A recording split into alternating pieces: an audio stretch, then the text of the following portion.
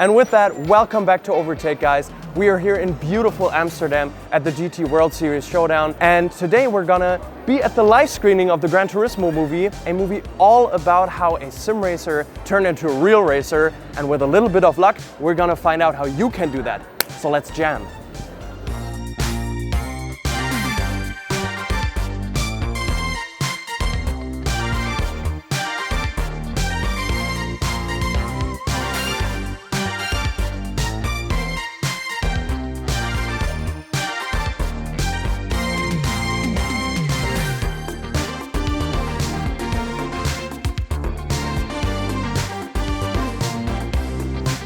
The Amsterdam premiere, and with it the start of the Gran Turismo movie in cinemas, marks a very special day for sim racing enthusiasts worldwide, because a very important story gets told. The path of Jann Mardenborough is that of a special kind, because he lived what many think is impossible but dream of every day. He won an esports competition to become a sophisticated racing driver in the real world. The ups and downs of that whole story eventually found their way into the mainstream, and a whole Hollywood cast took it upon themselves to create the first big shot movie focused on sim racing. And it poses the ultimate question: can any of us turn pro with the right mindset and dedication? And one thing is guaranteed: after 2 hours and 15 minutes, you will have an opinion on the movie no matter what. Alright guys, this is Michel behind the camera. Marvin just fresh out of the cinema theater. Yes. So Marvin, what do you think? How was the movie? So I was pleasantly surprised, not that I had any, bad intentions going into it, or I thought anything of the movie going into it,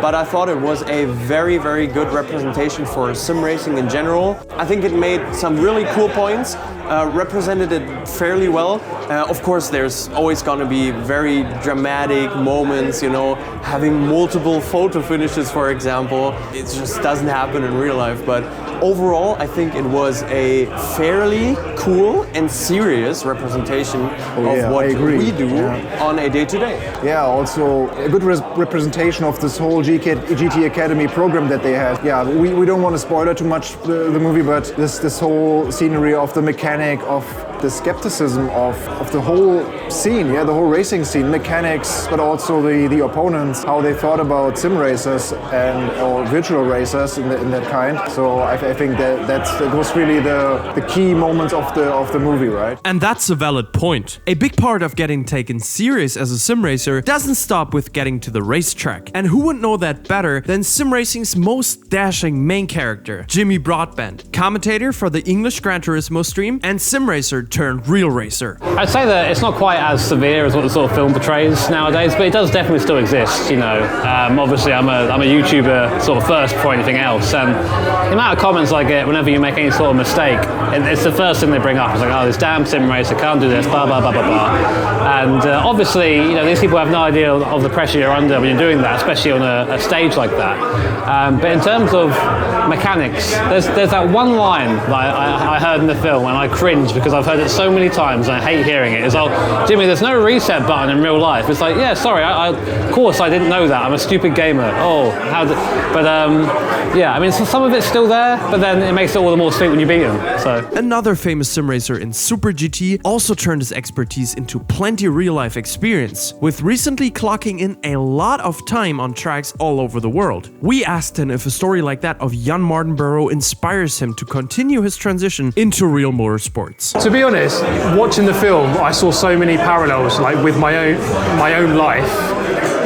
Being in a job that you don't want to be in, you really want to race, you want to be a racing driver, you want to follow your passion. I think that was the main lesson from the film, which is there's this thing I really want to do. I want to race, that's what I want.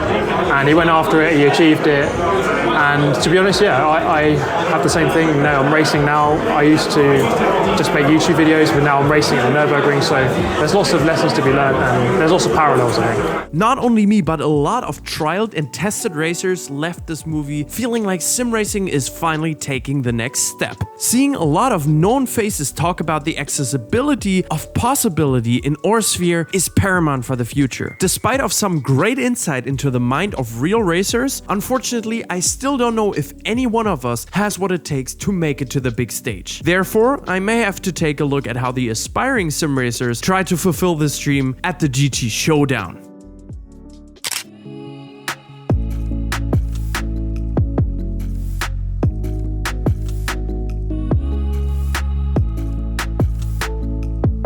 So it's the next day. We're at the venue here, Theater Amsterdam. Some beautiful cars in front of us. And here is my fellow German commentary colleague. Since several years now, we've been in the German commentary for Gran Turismo The World Dream Series. Duo. The Dream Duo, yeah, exactly. And as you might know, Florian is actually one of the GT Academy winners. 2013, right? Yeah, a long time ago now. So you were also then Nissan factory driver with the GT3 car? Yes. So when first arriving at the GT Academy in Silverstone, right? Yes. Tell us about the magic moments. So the first time you've got into the GTR, the first time in the starting grid, first time driving this car. How was it for you? Was it the first time ever for you driving such a car? Not really had a lot of experience in sports cars at all. Rented karting a little bit for friends when I was really young, but yeah, it's really like racing wise. I was coming completely from the virtual world, racing sim racing for nearly like 10 years. I think I started in 2003. Yeah, in Silverstone, obviously, like coming there for GT Academy, even over the week, it was really hard to get an indication where you are, where your strong points are, how your standings are compared to the other competitors. And it was up to the last day that I really thought about maybe winning the competition and being able to get the contract with Nissan. Wow. And you were still racing up to this day, right? Everything that happened now in my life just happened because I was able, or Nissan gave me the opportunity with PlayStation to win GT Academy. I was 29 when I won. I was quite old, so I know how it is to start quite late and come from a totally different background. That's why maybe for me it's quite understandable how people feel when they go first time on the racetrack. So it's never too late, huh? Good news for Grandpa Rene. A common theme amongst every driver we interviewed was that experience in the sim does translate one way or another. Even if you are not a 12-time karting champion, you can still do it if talent shows virtually. An uplifting thing to know. But having asked so many racing voices, we needed to hear from the man himself, the story behind the Gran Turismo movie, Jann Mardenborough, and asked him if he thinks it is all talent or all practice. In order to be good at being a racing driver, a lot of it is in hand-eye coordination and just being aware of your surroundings. So that, I guess, is a God-given gift born with. And then I'm of a belief that hard work always beats talent anyway. What the sims teach you, really, what you get the most out of it is you do your 10,000 hours, you become an expert in anything. My 10,000 hours is on GT, not in a kart. The environments and the variables on a racing game are controlled. So in order for you to be good at the racing game, you have to be accurate and you have to be consistent. That is transferable to real life. In order for you to be fast and consistent, you have to kind of get into the zone that people call that frame of mind where you don't think about what you're doing. It's like doing your signature. But again, I don't know what the percentage would be because you're born with some God-given gifts, and then the rest is hard work and dedication. Lastly, if you could give in your current position one piece of advice to sim racers now, aspiring sim racers, what would that be? Like one piece of advice? You got to be clear what you want. Do you want to be a professional sim racer? Do you want to be a content creator who's a professional, or do you want to make that transition to real life? Because you'll be found out if you're kind of 1 foot in, 1 foot out, you'll be found out. So after having talked to a bunch of sim racers who turned into professional real-life racers, I got a holistic view of what it means to do that jump. I'll take the dive first and try it myself. Luckily, Gran Turismo provides for a Pro-M media race, because after manufacturers see what I am capable of in the sim, there's no stopping in me getting a few podiums from now on.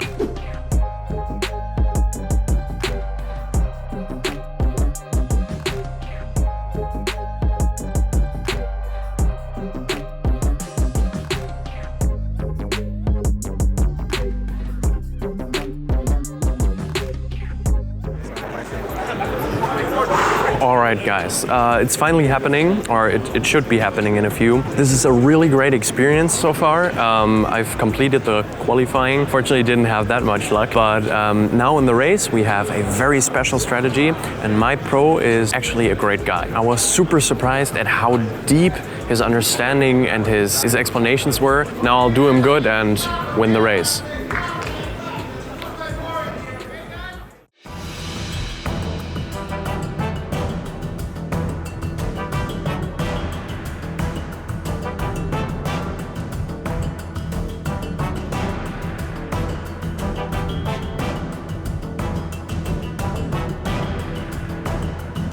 It's enough now, this is grown up, it's enough.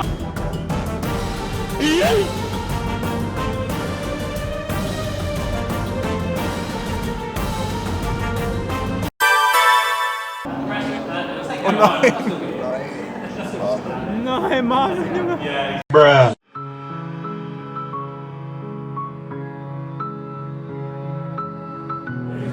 So, how was it to coach me? Alright guys, it's a bit harder than I thought, but nothing can keep me down. I can still believe, and I think that's one of the main messages of this weekend, is to really believe in what you want to do.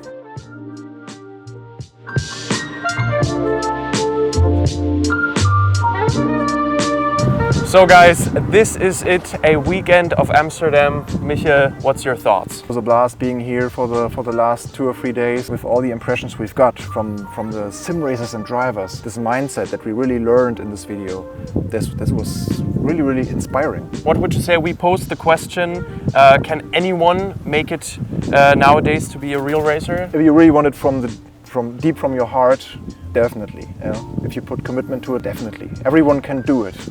So guys, don't be afraid. I hope you enjoyed it as well. Thank you guys from Michael and me, and cheerio.